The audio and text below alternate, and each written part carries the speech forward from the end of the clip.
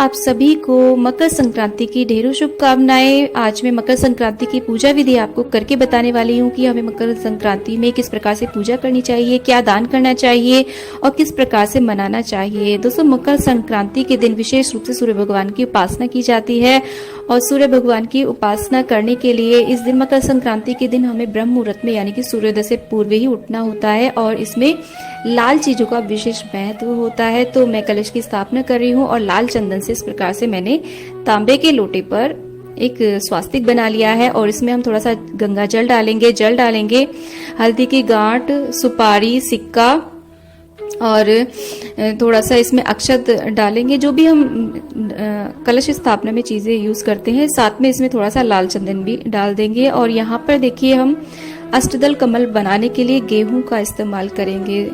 भगवान सूर्य की उपासना में गेहूं और गेहूं से बनी हुई चीजों का विशेष महत्व होता है। अगर आपके पास गेहूं नहीं है तो आप यहाँ पर रंगे हुए, लाल रंग से रंगे हुए चावल का भी इस्तेमाल कर सकते हैं। और यहाँ पर पान के पत्ते भी मैंने सजा लिए हैं और कलश के कंठ में मैंने ये इस प्रकार से माला भी पहना दी है और इस प्रकार से आज हम दीप कलश तैयार करेंगे।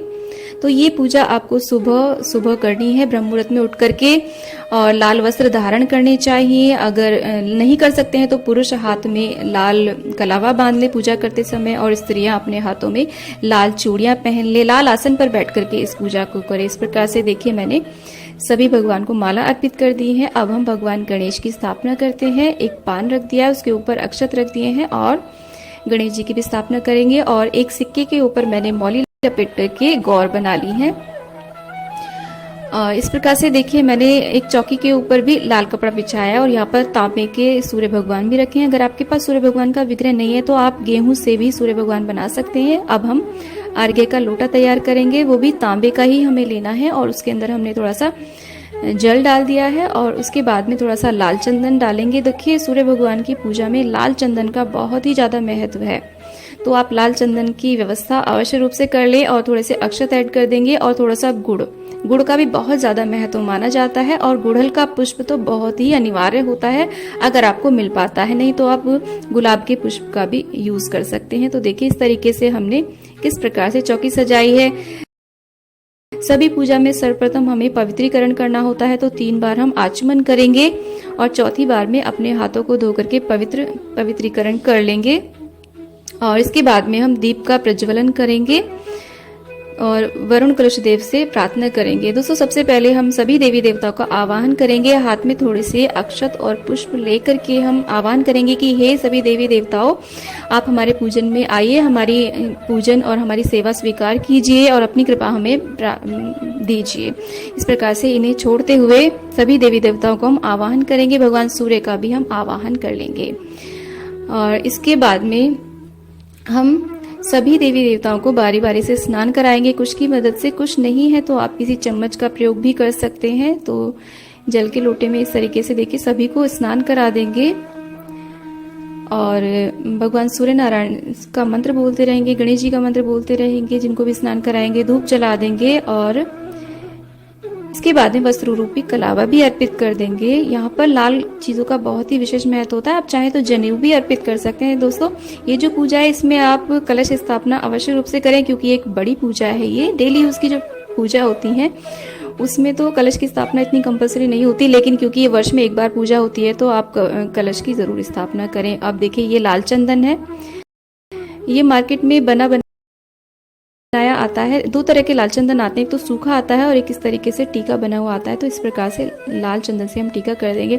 ये जो पूजा है आप अपने मंदिर में भी कर सकते हैं, अलग से चौकी लगा करके भी कर सकते हैं। अगर आपके पास सूर्य भगवान का विग्रह नहीं है, तांबे के सूर्य नहीं है, तो आप इसे मंदिर में भी भगवान शिव की पूजा कर सकते हैं, गणेश जी की पूजा कर सकते हैं, माँ गौरी की कर सकते हैं, महालक्ष्मी जी की पूजा कर सकते हैं, भगवान विष्णु की पूजा कर सकते हैं और सिर्फ सूर्य को आप अर्घ्य दे दें।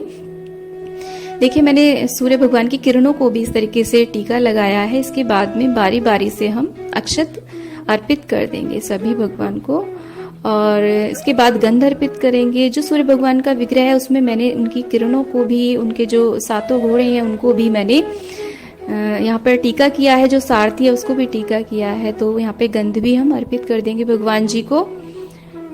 और इसके बाद में दोस्तों ये देखिए गुड़हल का पुष्प भगवान गणपति जी को अति प्रिय है, दूर्वा अर्पित कर देंगे और माता गौरी को भी, सभी देवी देवताओं को हम पुष्प अर्पित कर देंगे। भगवान सूर्य को भी गुड़हल का पुष्प अति प्रिय है, तो आप गुड़हल का पुष्प अर्पित करें। नहीं मिलते हैं तो आप गुलाब का पुष्प भी अर्पित कर सकते हैं, या फिर आप ऑरेंज जो गेंदे के पुष्प आते हैं उन्हें भी आप अर्पित कर सकते हैं। तो देखिए मैंने सभी भगवान को पुष्प अर्पित कर दिए हैं।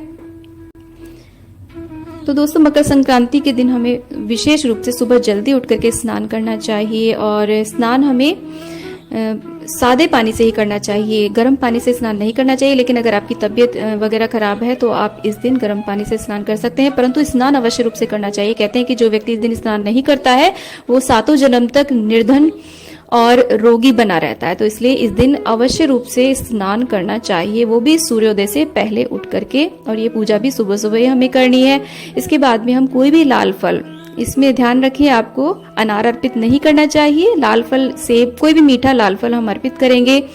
और यहाँ पर मैं केले अर्पित कर रही हूँ। भोग प्रसाद में देखिए ये आटे का, गेहूं के आटे का बना हुआ हलवा हो सके तो आप अवश्य रूप से भगवान सूर्य को इसका भोग अवश्य लगाएं। इसका विशेष महत्व होता है, इसे कढ़ा प्रसाद भी कहते हैं, जो कि आपको कभी कभी गुरुद्वारे में देखने को मिलता है। और देखिए क्योंकि सर्दियों का मौसम होता है और गाजर भी लाल होती है, तो गाजर का हलवा भी आप अर्पित कर सकते हैं। दोस्तों जरूरी नहीं कि आप ये सारी सामग्री अर्पित करें, इसमें से जो भी आप बना पाए। अगर आप खीर अर्पित कर रहे हैं तो उसमें केसर अवश्य मिला लें, तब आप भगवान सूर्य को इसका भोग प्रसाद लगाएं। और इस दिन दोस्तों खिचड़ी का बहुत ही ज्यादा महत्व होता है, और गुड़ का भी बहुत महत्व होता है। तिल से बने हुए लड्डू, गुड़ तिल से बने हुए लड्डू का बहुत महत्व होता है, उसका भोग लगाएं। और उसके बाद में अगर चाहें तो आप हवन भी कर सकते हैं। गाय के उपले पर गुड़ और काले तिल का आप हवन अवश्य करें, सूर्य भगवान के मंत्र बोलते हुए। दोस्तों मकर संक्रांति इतना बड़ा पर्व होता है कि हमारे देश के प्रत्येक कोने में किसी न किसी नाम से अवश्य रूप से मनाया जाता है। कहीं पर उत्तरायण के नाम से, पोंगल के नाम से, खिचड़ी के नाम से, लोहड़ी आदि के नाम से, सभी धर्म संप्रदाय के लोग इसे मनाते हैं। यहाँ तक कि विदेश में भी इसे मनाया जाता है। इस प्रकार से हम सभी भगवान की आरती कर लेंगे। देखिए लास्ट में हम दान दक्षिणा भी थोड़ा सा यहाँ पे अर्पित कर देंगे, जितनी आपकी सामर्थ्य हो। दोस्तों ये जो पर्व होता है खिचड़ी पर्व के नाम से भी जाना जाता है, पोंगल के नाम से भी जाना जाता है, उत्तरायण के नाम से भी जाना जाता है। तो आप खिचड़ी अवश्य रूप से भगवान जी को भोग लगाएं, और खिचड़ी का दान भी दिया जाता है। खासकर काली दाल, थोड़ा सा देखिए काली दाल, चावल, नमक और ये देसी घी और कुछ दान दक्षिणा, इस प्रकार से अपनी सामर्थ्य अनुसार आप पूजा में अवश्य रखें। थोड़े काले तिल जिन्हें हमें दान करना है उन्हें आप अवश्य रखें। मकर संक्रांति के दिन आप इन सामग्री के अंदर और बहुत सारी सामग्री मिला करके अपनी सामर्थ्य के अनुसार दान कर सकते हैं। इस खिचड़ी को आप पास के ही मंदिर में या किसी भी जरूरतमंद को आप दान दे सकते हैं। आप खिचड़ी का भंडारा भी करा सकते हैं यदि आपकी सामर्थ्य है। इस दिन खिचड़ी का दान बहुत ही ज्यादा महत्वपूर्ण माना जाता है, और इस दिन किसी पवित्र नदी में स्नान का भी बहुत महत्व होता है। यदि नहीं जा सकते हैं तो नहाने के जल में थोड़ा गंगाजल, थोड़े तिल डालें, तिल का उपटन करें तो बहुत ही श्रेयकर होगा। प्रयागराज में और गंगा सागर में बहुत बड़े मेले का आयोजन होता है मकर संक्रांति के दिन। इसके बाद सूर्य भगवान से प्रार्थना करेंगे कि हमारा जीवन भी आपके समान ही तेजवान और प्रकाशवान हो, और सूर्य को अर्घ्य देंगे। अर्घ्य देते समय इस प्रकार से अंगूठों को लोटे से अलग रखेंगे, और हमारी पूजा का हमें संपूर्ण फल प्राप्त हो इसके लिए हम आसन के नीचे थोड़ा सा जल छिड़केंगे और उसे अपने माथे से लगाएंगे। और सूर्य को अर्घ्य देते समय हम ओम सूर्याय नमः, सूर्य के सारे मंत्रों का जाप करेंगे। ओम गृहिणी सूर्याय नमः मंत्र का जाप करेंगे। आदित्य हृदय स्तोत्र का भी आप चाहें तो पाठ कर सकते हैं। और इस दिन पितरों का तर्पण अवश्य रूप से करना चाहिए। मकर संक्रांति का दिन पिता और पुत्र का दिन होता है, क्योंकि इस दिन भगवान सूर्य अपने पुत्र शनि के घर जाते हैं।